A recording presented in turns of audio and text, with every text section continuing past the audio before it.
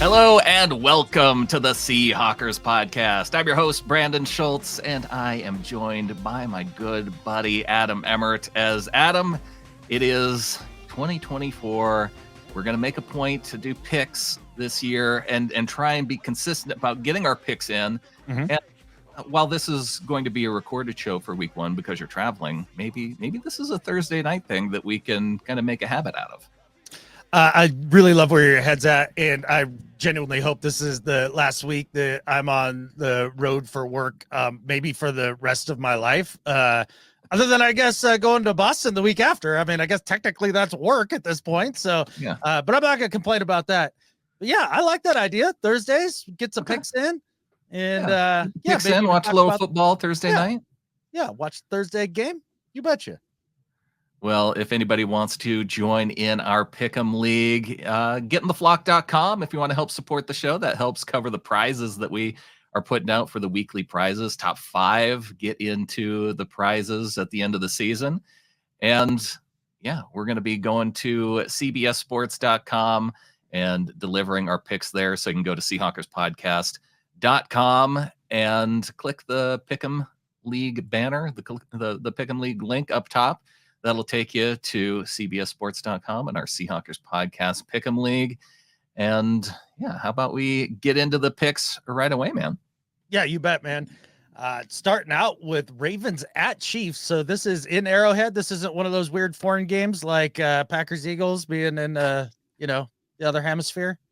They never do a good job at CBS being able to notify us which ones are actually not where they're supposed to be. No, I think there is a game that is overseas. Is it the Packers Eagles game? Is that the one that's they're not where it's supposed to be?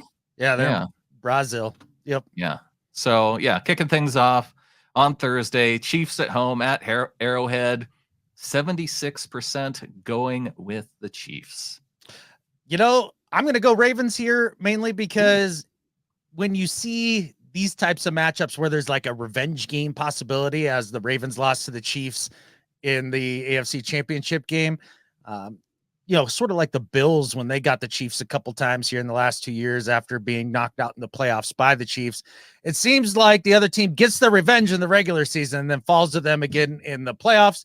So I'm going with Lamar in the Ravens here. I don't know. The Kansas City Swifties, it's tough to bet on them straight out of the gate week one. I have to go with the Chiefs just because I'm going against you, but I'm also going with the crowd. Yeah, sounds right. All right. Friday, another evening game. I like how the NFL is giving us back-to-back nights of football to start off the NFL season. I could do without it being the Eagles, but Eagles-Packers, that's a good matchup for the second game of the year. It really is. It's fun. The Eagles are a team that a lot of people think are going to come out of the NFC East. I look at the end of last year and just how badly that went and the way the chemistry all fell apart. And I'm not a believer that like they all got around the campfire, hung out with a couple new coordinators, sang Kumbaya, and it's all better again. Right. Whereas the Packers, they finished the season on a strong note. Jordan Love obviously flourishing through the second half of the season, getting paid. This one is nonsensical to me. I think the Packers should be the favorite here. I'm not an Eagles believer at all. No, and when you say nonsensical, we're looking at the number of people who are picking one team over the other, and 72% have the Eagles favorited to win this game. And to me, yes, it seems relatively obvious that you would go with the Packers on a neutral field. Yes, 100%. And even on the Eagles field. Yeah. Look, I have to see it out of the Eagles for the better part of a season here before I believe that they put whatever turmoil was going on with them behind them. And I'm just not a Sirianni believer. It sounds like he's basically just Captain Delegator and doesn't really do much else. And it scares me. So not into risk pick territory, which we'll get into here in a bit, but both of us going with the underdog Packers. Steelers at the Falcons, kicking off on Sunday. This one's a bit interesting because you've got the Kirk Cousins-led Falcons. We didn't see a lot of Kirk in the preseason, and we've got Russell Wilson. So 2 new quarterbacks of these two teams new in terms of their team, but veteran in terms of when they came into the league all the way back in 2012. Yeah, super interesting. Two guys that have been facing off against each other since Wisconsin, Michigan State, right? And, these are two teams that I look at this year, and I think the Steelers are being slept on just defensively. I think they might end up having the best defense in the league if health isn't a factor there for them. And being able to run the football with Najee and gosh, who's the backup? He's really damn good. Warren? Yeah. Yeah. I think that really is the recipe for Russ, and I think they're going to get the most out of Russ this year that we've seen in the last couple. I mean, basically, Sean Payton, he called hate plays last year for Russell Wilson just to try to get him killed because he couldn't stand him. Mike Tomlin, I think, understands what Russ needs to succeed. And then you look at the Falcons, and this is easily one of the most overhyped teams in the entire league to me. I don't get it at all. I understand that Ritter was terrible and you bring in Cousins, and that's a big upgrade, but everybody talks about their weapons. Kyle Pitts is good. Are we sure? Like, what the hell has he done? Like, Drake London, he's really good. Yeah, he's okay. He's been decent. Like, yeah. I need to see a lot more before I'm like, he's really good. I do believe in Bijan for sure, but their defense, I mean, I know they brought in Justin Simmons. I know they've got Judon through the trade. I'm not a believer in that defense at all. I think that this is going to make life rough on Kirk Cousins against a good pass rush. I'm going Steelers here. This to me is a coin toss, just because I think that Steelers offensive line, based on what we saw in the preseason, is paper thin. I don't trust that they're going to be able to get the run game working. Of the two running backs in this matchup, I have more faith in Bijan, and so I think that's why I'm going with the Falcons. You're going with the Steelers. Okay, yeah. All right. Cardinals at Bills, 94% taking the Bills as they should, 6% going with the Cardinals. Adam, risk pick territory here. I believe anything less than 20% is what we consider a risk pick. And one of the things we like to do in our Pick'em League, not everybody has to participate in this. The one rule for Seahawks fans in our league is that they must pick the Seahawks each and every week.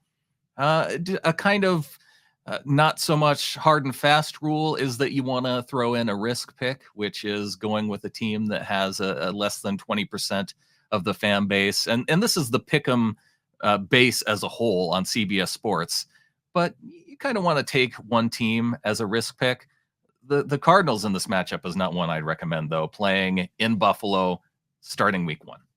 Yeah, no, definitely not. I hear a lot of pundits talking about the Cardinals as the sleeper team and all that nonsense. And, oh no, Josh Allen doesn't have any receivers anymore. And like, you still got Shakir, and like they drafted some other dudes and whatever. I don't care if the Bills don't throw the ball one damn time that entire game and they just run it the entire time with Moss and Josh Allen. They'll win the game that way. Yeah, Bills all the way. This next one might be a little bit more intriguing in terms of a risk pick matchup, as the Tennessee Titans are going up against another hyped team of the offseason with the Chicago Bears. Caleb Williams, the first overall pick, leading the Bears. 82%, though, going with Chicago at home to start the season. Yeah, this is one of those that is tempting to take as your risk pick, but at the end of the day, like, I am not at all a Will Levis believer. I just don't like that roster from top to bottom. It just, and especially their secondary is really suspect. I think this is a game that the Bears should and could win. But again, with the Bears, this is one of those teams that everybody is just losing their minds for, with a rookie quarterback who can't play in structure. They bring in Keenan Allen, and they're like, oh my God, it's going to be amazing. Dude can't run anymore. DJ Moore had a difficult time getting separation all preseason. I like Odunze, but a defensive coach paired with a rookie quarterback who just kind of does his own thing, and Shane Waldron trying to corral that. No, thank you. But I'll take the Bears in this one, but I don't love it. I don't love it either, which is why I will take this one as my risk pick. Yeah, I don't love Levis either, but I love the idea of him being his second year a little bit more. And, I think just having enough around him that I think they can shock some people and get this week 1 victory. Okay. Risk pick for Brandon. Taking it. It's out of the way now. Bengals, 95% likely. I don't know why 95%. Like, who are the 5% picking the Patriots in week 1 over the Bengals? Why? Who thinks that the Patriots actually have a chance on this game? I think it's just Bill Belichick with a bunch of different fake accounts going in and voting. Like, that would be my guess. But you think he wants the Patriots to do well? I don't think he doesn't want them to do well. But enough to where he's creating fake accounts is what you're saying. He's retired. What else is he doing? He's going on Pat McAfee every week. Yeah, I guess. I don't know. But yeah, go with the Bengals here. I do look for them to have a big bounce back here. I like the Bengals a lot. Yeah, we don't need to spend a lot of time on the Patriots. They look suspect. So I don't know how many games they're going to win. Maybe they turn it on at the end of the season. Bengals, not going to be a team that I think they're going to be able to take on right away. Texans, another hot team, and CJ Stroud leading them up against the Indianapolis Colts. Anthony Richardson, hopefully we see some healthy Richardson this year, just because I think as a healthy quarterback, he could be fun to watch, but clearly the better of the quarterbacks in this tandem is CJ Stroud, and people recognize that with 83% going with the Texans. Yeah, so this is my opportunity for a risk pick, so I'm going to take it for a number of reasons. One, I do think the Texans are going to be good over the course of the year for sure, but a very young team who has had nothing but praise and hype all preseason, and that goes to young players' heads. And division games are always wacky. I think the Colts are actually overall a pretty balanced and good team, and the Richardson piece is hard to prepare for considering he hasn't played too much. So I think this is one of those wacky, week 1 situations, and I need to take a risk pick. So at 17% of the public on CBS Pick'em here, taking the Colts. I'm going to join them. Colts. All right, there you go. And they're at home. Yeah, if I'm going to take a risk pick team, picking one at home it tends to be a good way to go, but man, I don't know enough about Richardson to be wholly on board with this, but yeah, we'll see. I'm going with the Texans on this one. And I'm surprised, Adam, with the Dolphins so heavily favored against the Jaguars, that you would not lean toward this as your risk pick, considering your hatred for the Miami team. I can't stand the Dolphins. Will forever sports hate them with all my heart. But with that said, they're always good early in the year when the weather's warm. At home, getting it cooked up. Yeah, I'll take the Dolphins here. All right. Well, I'll also go with the Dolphins, although I think the Jaguars, this is a pretty good matchup considering they're both Florida teams. You tend to worry about those northern teams going into Miami, especially in the September months and the heat. Jaguars players should be used to it, obviously. So I don't think there'd be a weather advantage, but I think offensively, Miami just has too much of an advantage. Yeah, I agree there. The New Orleans Saints playing at home against the Carolina Panthers. Bryce Young coming into New Orleans.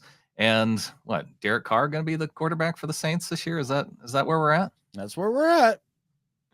90% going with the Saints. What do you got? Yeah, battle of two of the worst 5 teams in the league. This goes into the I couldn't care less category. So Saints. I kind of want Dave Canales to get his first win as a head coach right out of the gate. That would be fun. That'd be cool. Yeah. I'm not going to bet on it, but I'm going to root for it. Yeah, for sure. All right. Minnesota Vikings going on the road. They are going to be quarterbacked by Sam Darnold, and they may actually have the quarterback advantage going up against Daniel Jones and the New York Giants. QB Bus Bowl. Like, this is a lot of fun. Yeah, nothing like the electrifying Sam Darnold versus Daniel Jones matchup here. Yeah, Vikings. I mean, the Giants have what? One guy that's interesting in Neighbors. Yeah. And then that's it. That about sums up how I feel about this game too. So we won't spend any more time on it. And I will also go with the Vikings. Okay. Chargers, Raiders. If anyone wants to take this as a risk pick with it being dead on 20% for the Raiders, you are welcome to do that. 80% going with the Chargers. This again, I feel like the Chargers upgraded at coach, obviously, this offseason, but I am still going to be on wait and see watch with whether or not the Chargers are going to be good this season. Well, I worry about the Chargers late in the year. That's always been when things seem to kind of unravel for them, but the Harbaugh effect is real. And both teams that don't have a home field advantage, so take advantage of these when you can, play in the other. I'm going to go Chargers here, but who knows? Could be Minshew magic. I would like to see Minshew magic. It's just, and the other thing about Jim Harbaugh is that he doesn't kick field goals at the end of games. And so I feel like that's where Chargers always have their issues too, for whatever reason. They got Picker the kicker now. They do, but I feel like, maybe the Chargers are just forever going to be in kicker purgatory in the last 5 minutes of the fourth quarter. Maybe there is some voodoo witch doctor thing going on there that we haven't gotten past. And here we go. Matchup on Sunday, the one that we are waiting for. 82% going with our Seahawks. And of course, we're picking them because, we're Seahawks fans. For sure. And I think this is just a super tough spot and a tough ask for a rookie right out of the gate in Bo Nix. So, yeah, Seahawks. Yeah, I think a lot of people recognizing that with the 18% going with the Broncos. But we've got a little bit closer of a matchup, maybe one of the closer matchups of the week, with the Cowboys at 65% going on the road and facing the Browns. The reasons why this, I think, could be so close is just based on the Browns defense. I don't know what Deshaun Watson's going to do. I know I would rather have him not have success, but also maybe against the Cowboys, I can maybe be okay with him having success week one. Yeah, so this is a pick that I'm going to pick more with my feels than with the logic. I think if I was thinking about this just straight up logically, with all the turmoil going on with the Cowboys right now and unhappiness, I would probably go with the Browns, especially with their defense. But every single game that Deshaun Watson starts, I will pick against him because my moral code will not allow me to pick a absolutely walking piece of trash like Deshaun Watson. So Cowboys. Oh man. Now if I pick the Browns, what are we doing here? I don't know, man. That's up to you. Yeah, it's between you and whatever deities you believe or don't believe my in. sports hate for the Cowboys is high though. Mine too, but they didn't I don't know, make 50 women more than uncomfortable. Yeah, more than that. So okay. Yeah. You talked me into it, and I'll go with the Cowboys. And we can just pencil that in as whoever is playing against the Browns until, I don't know, maybe Dorian Thompson-Robinson takes over as quarterback. Anybody else but him, man. Commanders at Buccaneers, Tampa Bay, Baker Mayfield leading the charge against Jaden Daniels, the rookie.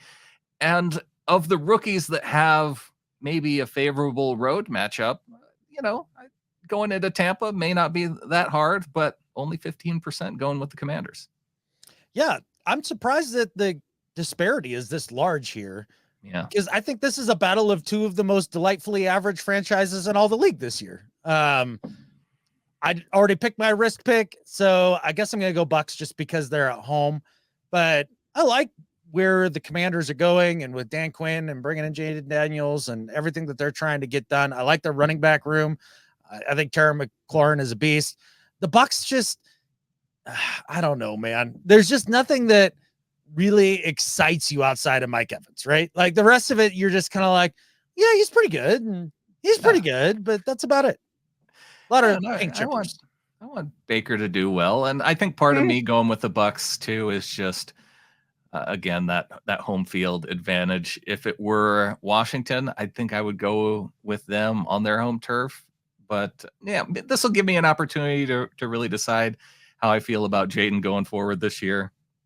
Because if he can do well and show out against the Buccaneers, I could see myself, despite the Commanders being kind of low in the power rankings, I think they have the potential to maybe surprise some people this year.